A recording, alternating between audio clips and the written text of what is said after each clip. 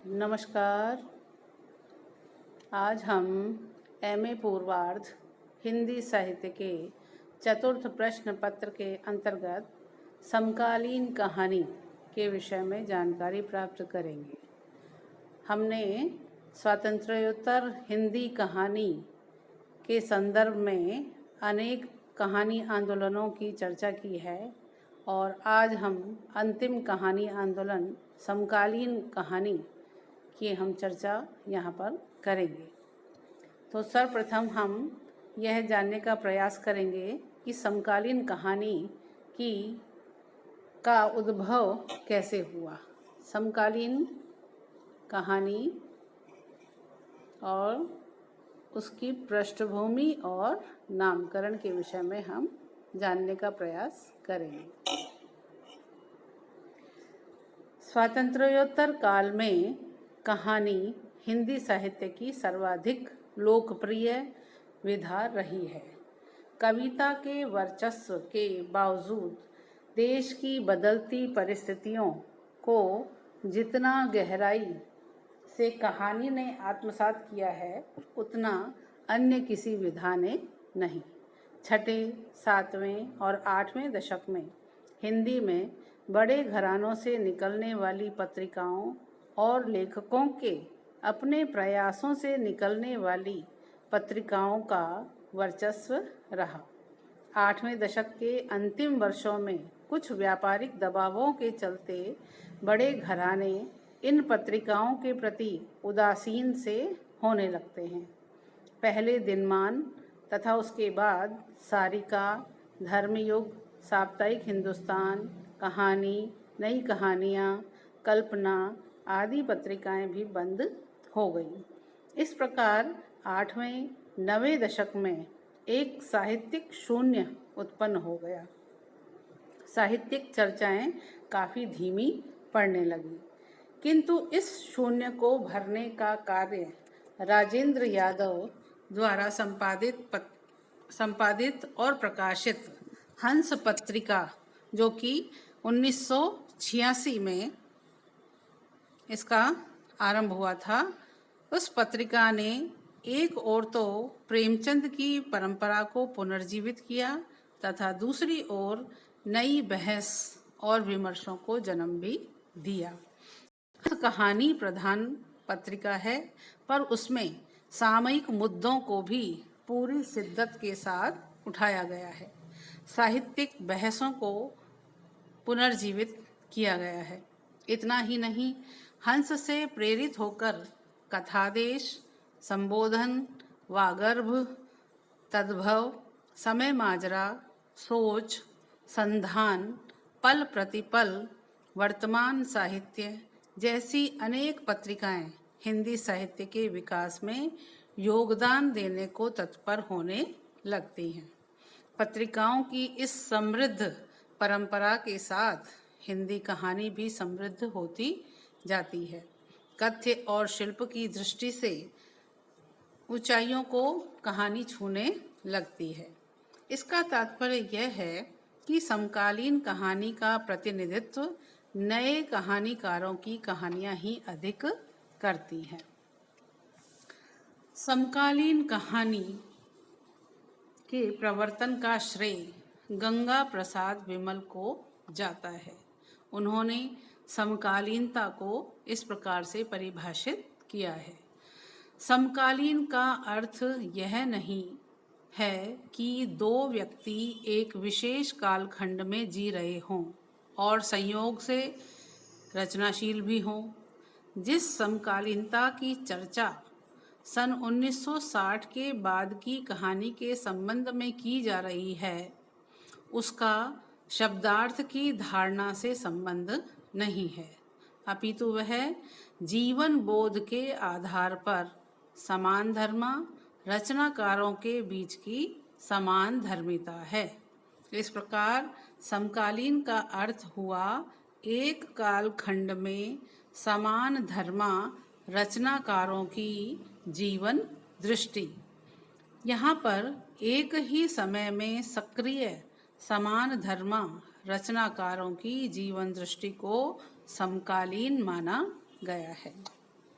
समकालीन कहानी का प्रारंभ मुख्यतः 1960 के बाद की कहानी से माना जाता है।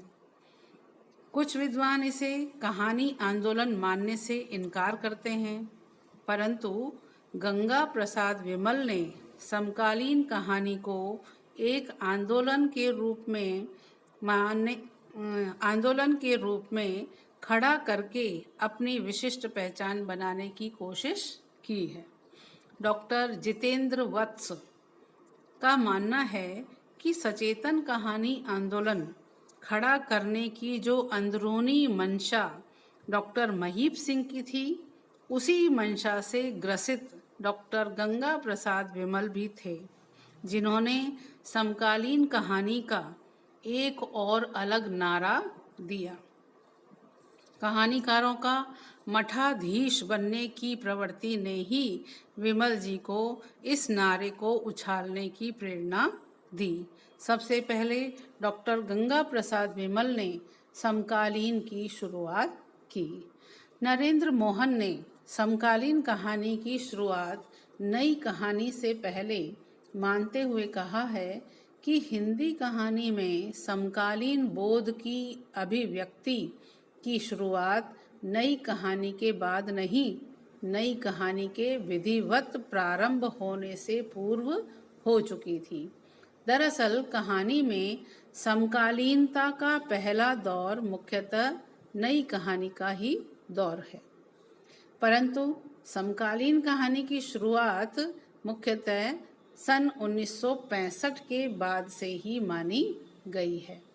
65 के बाद सक्रिय होने वाले सभी आंदोलनों से संबंधित रचनाकारों को समकालीन कहानीकार मान लिया जाता है। अब हम समकालीन कहानी की प्रवृत्तियों को जानने का प्रयास करेंगे। समकालीन कहानी की प्रथम प्रवृत्ति है वर्तमान युग की विसंगतियों का यथार्थ वर्णन। समकालीन कहानी जीवन के यथार्थ को बड़ी गहराई से रूपायित करती है, इसलिए समकालीन कहानियों में वर्तमान युग की सभी विसंगतियों का बड़ा हृदय विदारक वर्णन हुआ है। ये कहानियाँ न तो स्तब्ध करती हैं, न पाठक का मनोरंजन करती हैं, बल्कि पाठक को झकझोरती हैं। जीवन के हर पक्ष, राजनीतिक हो, चाहे सामाजिक हो, चाहे आर्थिक हो, चाहे सांस्कृतिक, सभी को उसकी समस्त विद्रूपताओं के साथ उभारती है। दूसरी प्रवृत्ति है स्त्री विमर्श। हंस पत्रिका के मंच से स्त्री विमर्श और दलित विमर्श चर्चा में आए। हिंदी कहानी में ये दोनों विमर्श समाहित हुए हैं। स्त्री विमर्श को दो स्तरों पर कहानियों में देखा जा सकता है। पहला, स्त्री जीवन की विडंबनाओं को लेकर लिखी गई कहानियाँ, और दूसरा, स्त्री लेखिकाओं द्वारा लिखी गई कहानियाँ। औरत को भूमंडलीकरण और बाजारीकरण ने सारे स्त्री मुक्ति आंदोलन के बावजूद बाजार में लाकर खड़ा कर दिया और उसे एक उपभोग की वस्तु मात्र में बदलकर रख दिया।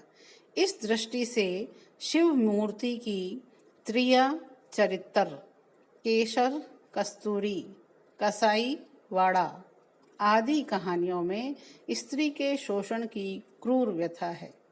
सुहास कुमार की मादा, स्थान पूर्ति, एक डायरी की मौत में वर्तमान जीवन में नारी की स्थिति को और शैवाल की दामुल तथा प्रियंवद की एक पवित्र पेड़ कहानियाँ भी नारी स्थिति की पड़ताल करती हुई नजर आती है। समकालीन कहानी के विकास में स्त्री कथाकारों का महत्वपूर्ण योगदान रहा है। पुरानी पीढ़ी की लेखिकाओं में मन्नू भंडारी ने लेखन लगभग छोड़ ही दिया है। कृष्णा सोबती कुछ न कुछ नया देने में हमेशा तत्पर रहती हैं।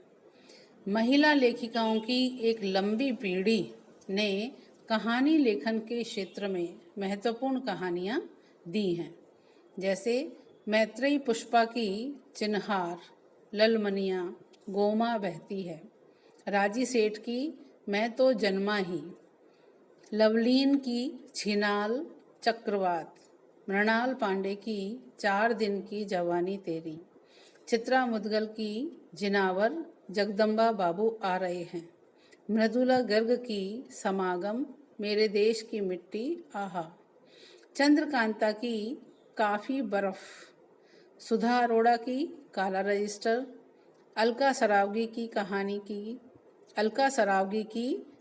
की तलाश में, शमा शर्मा की 21वीं सदी का लड़का, गीतांजलि श्री की वैराग्य, दीपक शर्मा की आपद धर्म, उर्मिला शिरीष और जया जादवानी आदि अनेक महिला कहानीकार पूरी रचनात्मकता के साथ कहानी लेखन में सक्रिय हैं।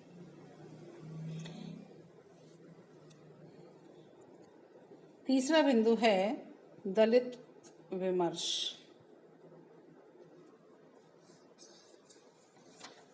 समकालीन कहानी में दलित विमर्श को लेकर भी कई कहानीकारों ने कहानियाँ लिखी हैं।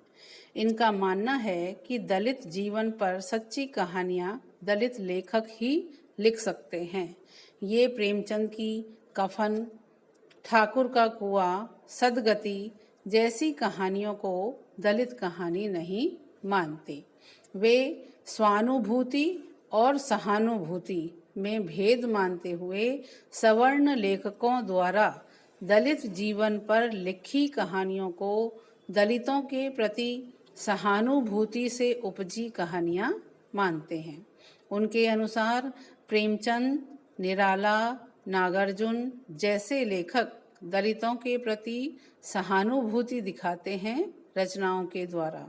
उनके पास दलित पीड़ा की स्वानुभूति नहीं है, क्योंकि वे नहीं जानते कि दलित का दर्द क्या होता है।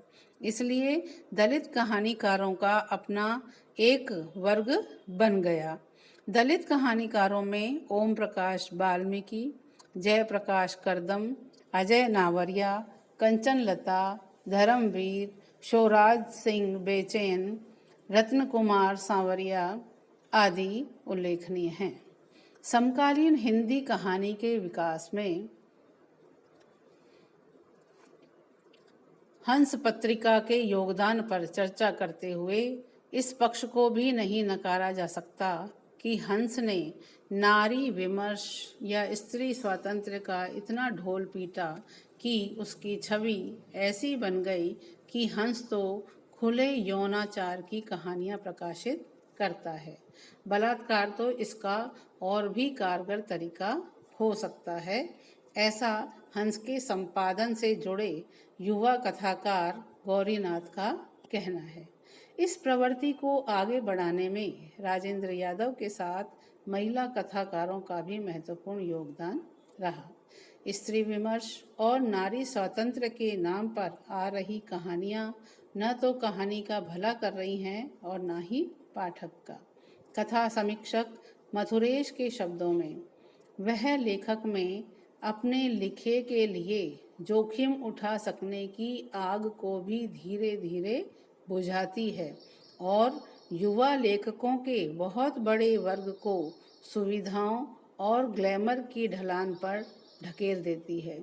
सामाजिक चिंता के अवरोधक तत्वों को वह क्रांति और साहित्यिक लफ्फाबाजी के नाम पर चालू सिक्कों की तरह इस्तेमाल करके साहित्य के सरोकारों पर लीपापोती करने की कोशिश करती है। परिवर्तन की क्रांतिकारी चेतना से निर्देशित साहित्य और लेखकों की उपेक्षा करके वह उन्हें अंधेरी और बंद सुरंगों में ढकेलकर उस साहित्य और लेखकों को बेवजह उछालती है जो अपने को उसकी मर्जी पर छोड़ देते हैं।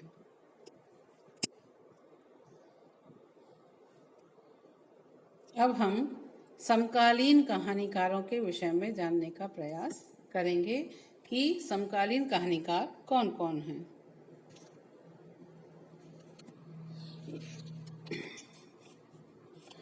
समकालीन कहानी में सर्वाधिक प्रभावशाली लेखकों में संजीव, सृंजय, स्वयं प्रकाश, अखिलेश, संजय खाती, उदय प्रकाश तथा शैलेंद्र सागर आदि के नाम उल्लेखनीय हैं। संजीव के पास अनुभव का व्यापक संसार है, इसलिए उनकी कहानियाँ मानव अस्मिता की रक्षा में व्याकुल कहानियाँ हैं। सागर सीमांत से आरोहण तक उनकी हर कहानी पाठक के अनुभव को समृद्ध करती है। संजय की कॉमरेड का कोट, भगदत्त का हाथी तथा नंगा आदि कहानियाँ महत्वपूर्ण हैं। उदय प्रकाश की कहानीकार के रूप में दो कारण से वो चर्चित रहे। पहला, वे अपनी हर कहानी किसी प्रसिद्ध परिचित व्यक्ति को आधार बना करके लिखते हैं, जैसे राम सजीवन की प्रेम कथा में गोरख पांडे हैं। दूसरे, उनकी कहानियों पर किसी भारतीय या विदेशी लेखक की कहानी के प्रभाव का आरोप लगता रहा है, जैसे 56 तोले का करधन बिहार के किसी लेखक की कहानी की नकल है। उदय प्रकाश अपनी कहानियों के शिल्प के प्रति बहुत सजग हैं और वे अपनी कहानियों में जादुई यथार्थ का खूब प्रयोग करते हैं। पालगोमरा का स्कूटर तथा वारेन हेस्टिंग्स का सांड कहानियाँ उदाहरण स्वरूप देखी जा सकती हैं। उदय प्रकाश की तिरिच और अंत में प्रार्थना, 3rd डिग्री, पीली छतरी वाली लड़की आदि कहानियाँ काफ़ी चर्चित रही। स्वयं प्रकाश ऐसे कहानीकार हैं जिन्होंने अपनी कहानियों में जीवन की विडंबनाओं को बड़ी सहजता से व्यक्त किया है। आदमी जात का आदमी, पार्टीशन, 5 दिन और औरतें, बली आदि कहानियों में स्वयं प्रकाश ने छोटे छोटे वाक्यों में कहानी के गहरे अर्थ पिरो दिए हैं। कहानी की बुनावट और अभिव्यक्ति की जटिल भंगिमाओं में जीवन की अबूझ परतों को उभारने की क्षमता अखिलेश की कहानियों में मिलती है। उनकी शापग्रस्त तथा ग्रहण कहानी उल्लेखनीय है। इनके अतिरिक्त अरुण प्रकाश की भैयाजी एक्सप्रेस, संजय खाती की पिंटी का साबुन, जयनंदन की विश्व बाजार में ऊंट, महेश दर्पण की जाल, दूधनाथ सिंह की धर्म क्षेत्रे कुरुक्षेत्रे तथा मंजूर अहेत शाम की वक्त वक्त की बात आदि कहानियाँ समकालीन कहानियों के वैविध्य को प्रकट करती हैं। इस प्रकार से इन कहानीकारों ने समकालीन कहानी में बढ़ते हुए आतंक, भूमंडलीकरण और बाजारवाद का आक्रमण, उपभोक्ता संस्कृति का प्रसार, आज़ादी से मोहभंग, 2 प्रधानमंत्रियों की हत्या, विभिन्न राजनीतिक दलों की सरकारों की असफलताएं और उनके छद्म भ्रष्टाचार, दलाली, रिश्वतखोरी, नैतिक मूल्यों का पतन, सांप्रदायिक दंगे, धार्मिक कट्टरता का आधिक्य, मीडिया और जनसंचार माध्यमों का दुरुपयोग, राजनीति का अपराधीकरण, दलित और नारियों पर अत्याचार, जातिवाद का आतंक आदि ऐसी स्थितियां हैं जो समकालीन हिंदी कहानी की जमीन तैयार करती है। असगर वजाहत की दिल्ली पहुंचना है, अरुण प्रकाश की भैया एक्सप्रेस और कहा भी नहीं, उर्मिला शिरीष की कैंचुली, तेजिंदर की घोड़ा बादल, विभांशु दिव्याल की तंत्र, शैलेंद्र सागर की मकान ढह रहा तथा मंगल भवन अमंगलहारी, हेतु भारद्वाज की पटाक्षेप नहीं होगा तथा भुवन बिहारी की जीत आदि कहानियाँ वर्तमान परिदृश्य की राजनीतिक और सामाजिक विसंगतियों का चित्रण करती हैं। अंत में निष्कर्ष रूप में कहा जा सकता है कि स्वातंत्र्योत्तर हिंदी कहानी के विकास में जिन कहानीकारों का योगदान रहा है उनमें से अधिकतर कहानी आंदोलनों से संबद्ध रहे, लेकिन कुछ ऐसी प्रतिभाएं भी थीं जो कभी किसी आंदोलन से नहीं जुड़ी, यथा रामदरस मिश्र, शिवानी, शशि प्रभा, श्रवण कुमार, मंजुल भगत, राजी सेठ, दीप्ति खंडेलवाल, नरेंद्र कोहली, मृदुला गर्ग, सिम्मी हर्षिता, मृणाल पांडे आदि। इस प्रकार विभिन्न प्रयोगों और नामकरणों के बावजूद भी आज स्वातंत्र्योत्तर हिंदी कहानी गतिमान है। स्वातंत्र्योत्तर हिंदी कहानी अब नई सदी में प्रवेश कर चुकी है तथा नए नए हस्ताक्षर इस नई सदी में इसका विकास और भी तीव्र करने के लिए प्रयत्नशील है। इस प्रकार हम स्वातंत्र्योत्तर हिंदी कहानी के विभिन्न आंदोलनों को हम देखते हैं और कहानी के विकास क्रम को जानने का प्रयास करते हैं। आज के अध्याय में इतना ही।